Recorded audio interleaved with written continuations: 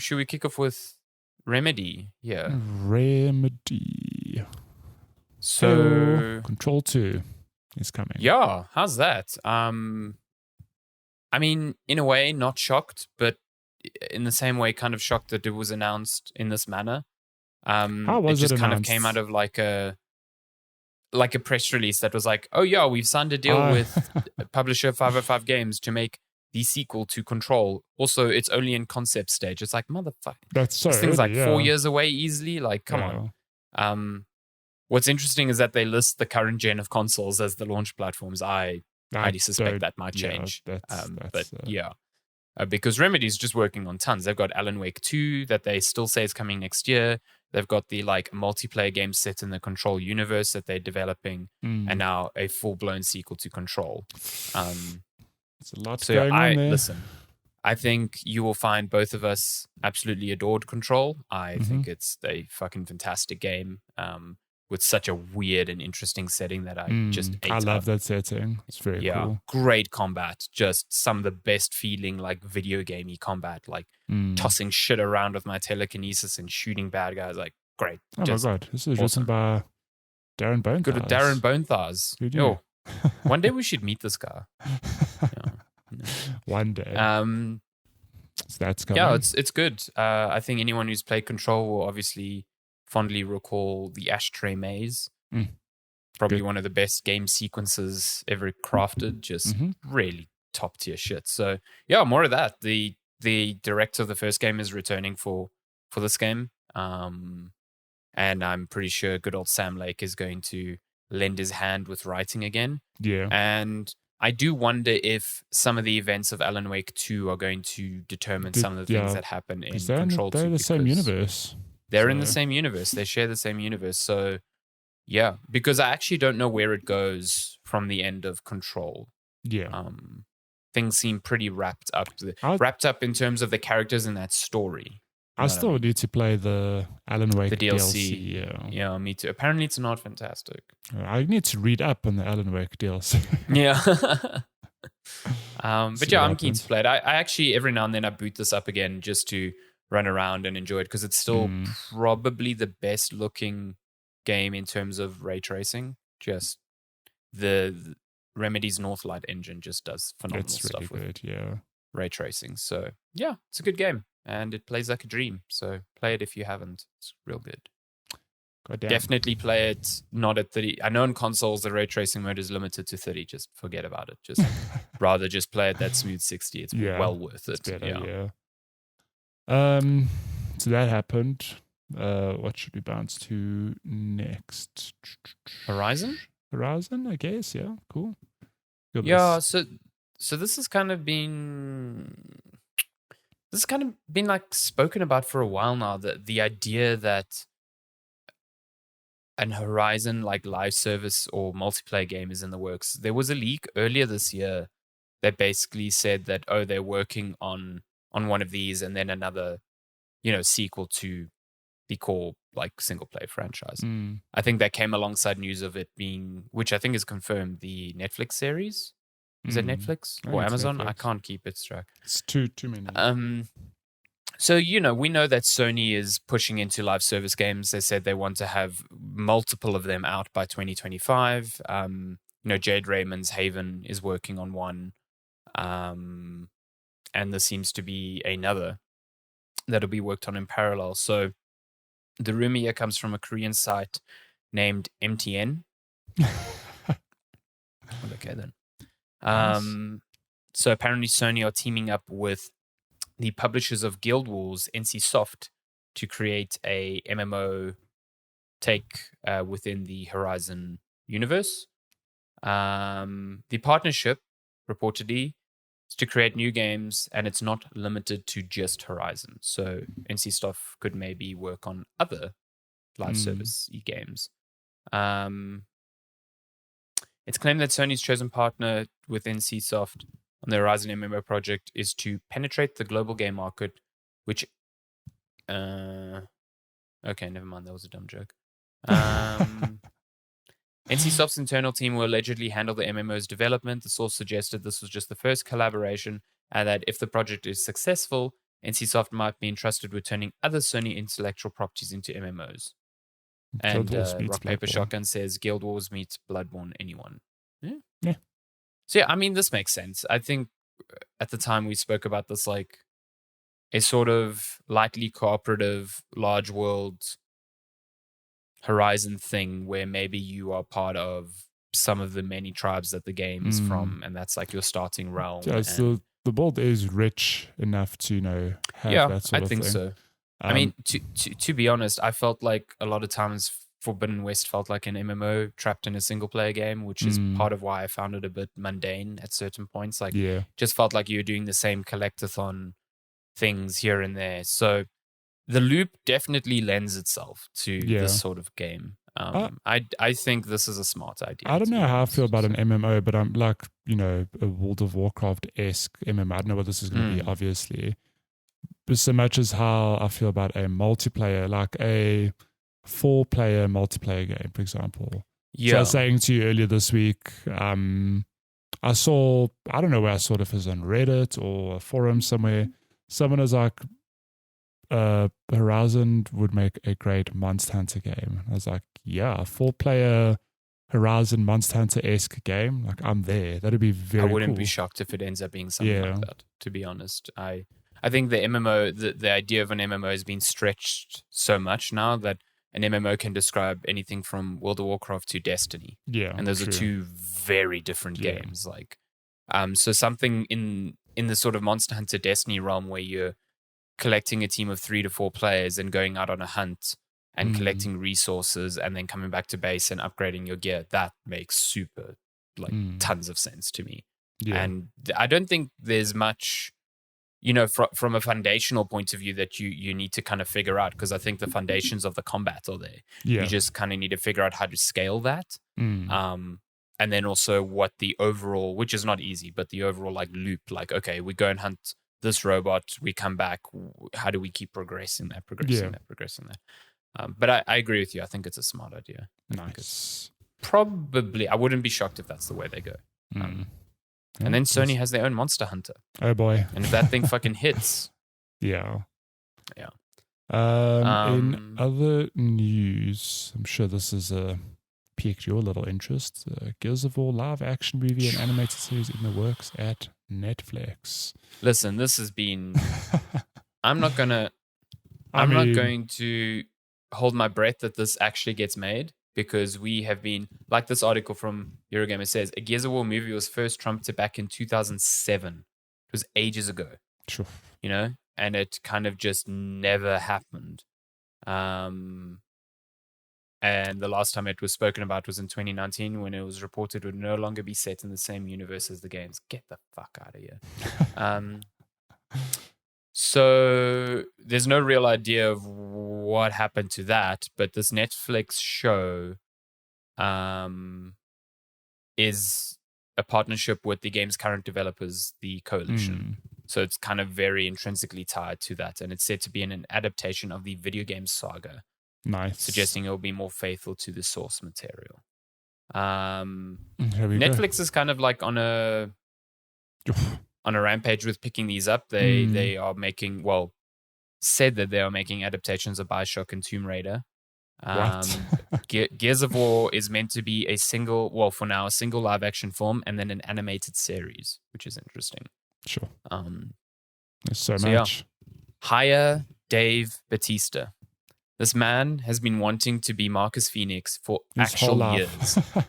There have been so many interviews where he's like, the Gears of War people making the movie haven't called me up, but I'd love to be Marcus Phoenix. He even put out a tweet this week. He's like, need I say more? He's still got the armor from when he was used in a promotional shot for Gears of War 5. Fucking put this man in the film. Just put him in the film. He is your Henry Cavill as Geralt for this franchise. He is so passionate about this character.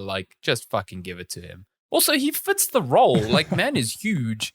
He does. Everyone's like, oh, how can we get these big, beefy boys in real life? You got Dave Bautista. He's like, I'm ready. Yeah. I'm ready to go. Yeah. I saw a lot of people saying they should get the voice actor of Cole just as the actor in the film. And I tend to agree, because they modeled the character after him. He voices him pretty well. I think just fucking do it. If you're going to do the original trilogy, then just do that. Do that. Yeah. So cool. yeah, that's cool. I mean, I'm stoked see. for that. I think with Netflix, because Netflix will allow it to be violent. They don't have to be like that's the thing you're always worried about with a movie. Be like, oh, they're going to have to make this a PG-13 thing because like they have to appeal to a more broad audience, to make this feasible. Not with Netflix. Netflix, you super do not have to do that. So especially with an animated series. I mean, we both watch Castlevania. That thing's violent as hell. So good.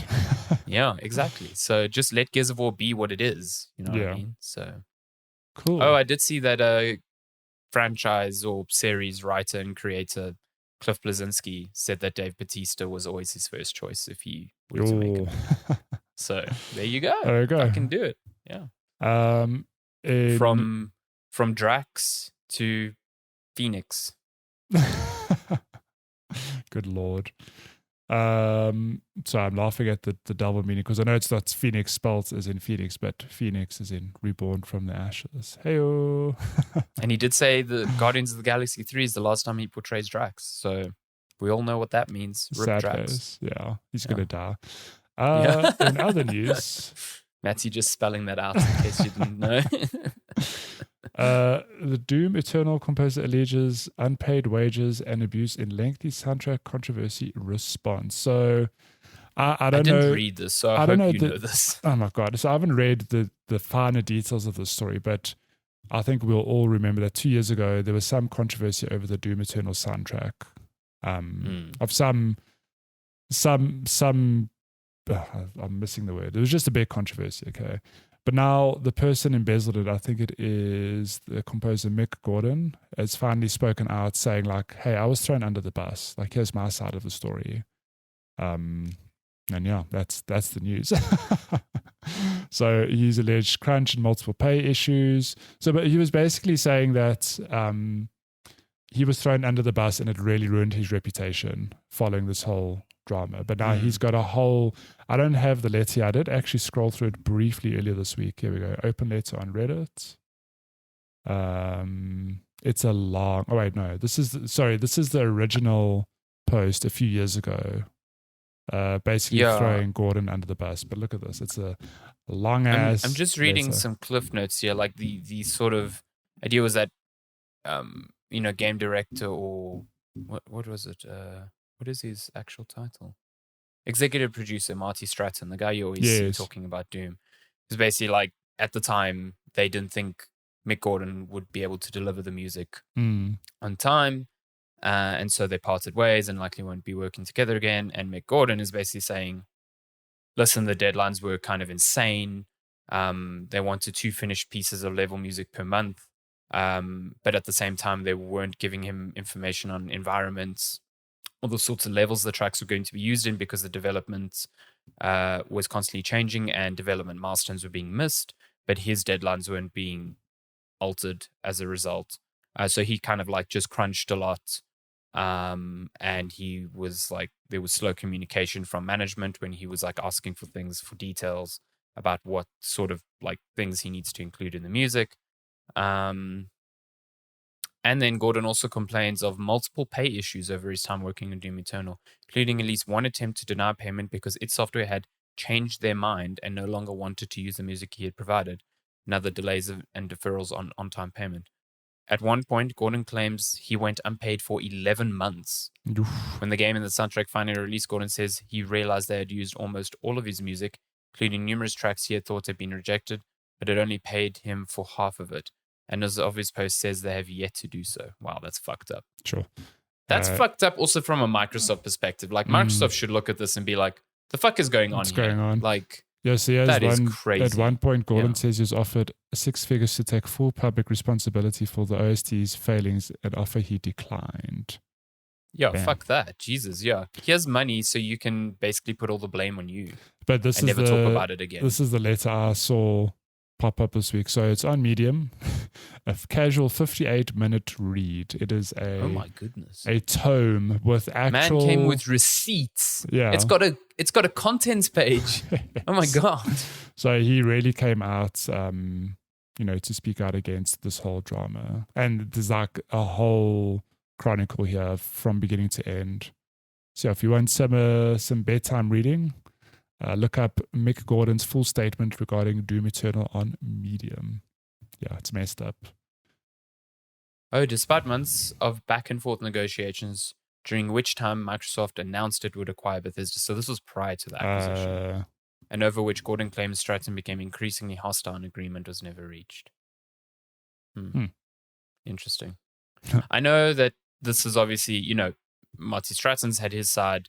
Mick Gordon's now giving his side. There is sort of like a shoe to drop, like what is Marty's response to this, if there ever will be one. Yeah. But this is kind of crappy if it is payment issues, stuff like that. I've seen since anecdotally just a lot of people on Twitter sharing the story, being like, all my dealings, you know, professionally with Marty Stratton kind of fit this. Like, he's not a great guy to work with. So hectic. Yeah, I don't feel like this is the last we'll hear about this. Whether we wait 2 years for another fucking hour-long blog post, who knows? But this is really sad. Because I think Mick Gordon does good work. Obviously, we don't know how it is to work with him professionally, so maybe there are certain reasons that, you know, certain things are done, but yeah, weird. Yeah, there's that. And now, rounding out news, all Pokemon goodness, starting with Pokemon Scarlet and Violet's entire Pokedex has leaked online with images. So, if you kind of because the game is leaked. So if you're excited for this game and do not want spoilers on the new Pokemon, stay off the internet until Friday. Finish the game and then come back. Yeah, it's essentially. I'm going to scroll through this article for that purpose. But yeah, it's. I think before we spoke about news, we spoke about how this was leaked. It's weird that that's happening so much this year. Just so much stuff leaking. How it's happening, why it's happening. It's. Who knows? But in better Pokemon news, after 25 years, Ash Ketchum has finally become the very best. You fucking love to see it. Like no one ever was. How did it take him 25 years? How at no point... I mean, everyone thought Ash was actually the best, but it turns out he was kind of the worst trainer in all Pokemon existence up until this point. It took him 25 years to get to this point. You have to wonder, though, at what point did the writers of the show...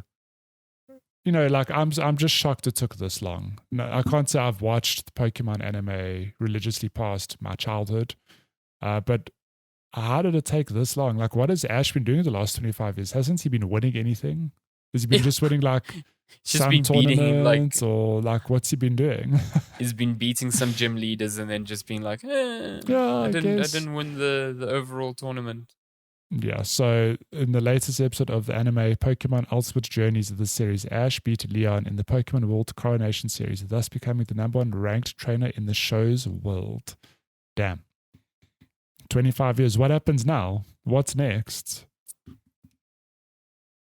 His final team featured Pikachu, Dracovic, Gengar, Sirfetch'd, Lucario, and Dragonite, which is kind of cool. It's like a mix of all of his... Yeah. Pikachu's the only one of Ash's Pokemon who has stuck with him throughout his 25-year journey. Typically, Ash starts each new region with a new team while always keeping Pikachu on it. I'm surprised. The show featured cameos of Ash's previous Pokemon partners and travel buddies like Brock, Misty, May, Max, Silent Dawn, and others. Oh, cute. This almost feels like a series finale type of shit. Yeah. You know, like, where does it go from here? But that's what I'm wondering. Do we now... flash forward to Ash being like a parent, and then his kid is like, I want to be the very best. Flash being a professor, and going to some other house and being like, your 10-year-old needs to fuck off into the wild with a Pokemon. I think the most concerning part of this news is that Ash Ketchum has been 10 years old for 25 years now. I know, this is very concerning. Man should be old by now. If you were to look at this as a linear 365-day year in his life, it is a very action-packed 365 days. Just traveled with But it just shows people. you should always hold on to your dreams. Ash was 35 when he first became the best Pokemon trainer. Oh my God. If you believe it, you can do it. He was 10. I love this tweet. He's not 10. This is 35. This is not a dream. This is real life. This day, on November 11, 2022, Ash Ketchum became the new world champion. 25 years in the making, he did it. What a special, legendary, historic day. This will never get old. I'm so proud of him. What age was he when he started? 10. Ash Ketchum. I think he was 10. And I think canonically 10 or in the 11? show, he is still 10. I don't know if he's aged at all. Oh my God, they changed his voice actor in season 9. Yeah, because the voice actor grew up probably. Probably. In the anime, series starts. It doesn't say how old he is. No, it's probably like 10 or 11. I think he's 10. I need to know. I need to know because if I'm going to make a joke on Twitter, I need to be accurate before the fucking Pokemon nerds come at me. Oh my God. You don't want to piss off the Pokemon peeps. No, they'll be like, how dare you lose. How dare you? Get his He's age actually wrong 34. by 1 year. Yeah. But yeah, that's the headline news this week. Ash Ketchum. I did see good old Timur being very happy that Gengar was in the team that won the final tournament. This Gengar looks far too happy to be in this team. Gengar, I've encountered always looks. Gengar's a spooky evil. ghost. Yeah. He's not meant to be. It's meant to be Super haunting happy. people, not being happy about a trophy. God damn it. There we go. I'll look up this fight on YouTube at a stage. It'll be interesting to see how it played out. I saw a clip on Twitter. Someone was like, "God, this battle made me cry because like Pikachu nearly faints, and then Pikachu sees like, I guess this is spoilers, but whatever. Sees like Bulbasaur and Squirtle and Charizard, like, you know, the original team, cheering like coming from the side or something. Yeah, cheering and like getting him back into the fight, like, and just like. That's not true to the games though. Okay, in the games, Pikachu faints. At no point do I have an option going be cheered on by. use emotional pellet for revival. This anime is all a lie. I can't believe they've done this. Yeah, but that's some feel-good news to end the week. Ash Ketchum, finally, the very best, like no one ever Always was. believe in your dreams. Don't let your 30 memes is not be the end of dreams. your life. I love to see it.